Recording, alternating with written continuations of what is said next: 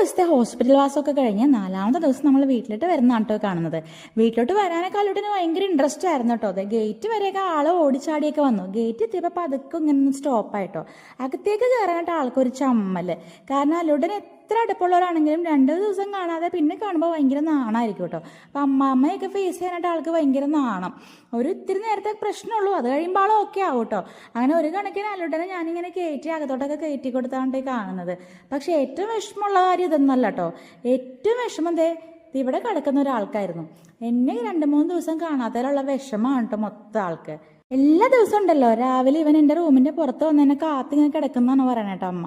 അപ്പോൾ ഇങ്ങനെ വന്ന് നിലവിളിയും ബഹളമൊക്കെയാണ്. പെരക്കാത്ത മുഴുവൻ എന്നെ അന്വേഷിച്ച് നടക്കുമായിരുന്നു അത്രേ. ഞാനിവിടെ ഉണ്ടെന്നാണ് അവൻ്റെ വിചാരം. പക്ഷെ എന്നെ കാണുന്നില്ല. ഭയങ്കര സങ്കടമായിരുന്നു. ഫുഡൊന്നും കഴിക്കണുണ്ടായിരുന്നില്ല കണ്ടോ, ക്ഷീണിച്ചാശാൻ. അങ്ങനെ ആ ഒരു വിഷമത്തിലും ദേഷ്യത്തിലൊക്കെ വേറെ കണ്ടനായിട്ട് കടി പിടിച്ച് ചെവി പൊട്ടിച്ച് വെച്ചിരിക്കുന്നതാണ് ഈ കാണുന്നത് കേട്ടോ. ഇവൻ ഇത് തന്നെയാണ് കേട്ടോ പരിപാടി. ഞാനുണ്ടെങ്കിൽ ഇതൊക്കെ ശ്രദ്ധിക്കും. പക്ഷെ എൻ്റെ കണ്ണ് തെറ്റിക്കഴിഞ്ഞാൽ ഇതുപോലെ കടി പിടിക്കാൻ പോകും. ഇവൻ അങ്ങോട്ടാണ് കേട്ടോ കടി പിടിക്കാൻ പോകുന്നത് വേറൊരു പൂച്ചയായിട്ട്.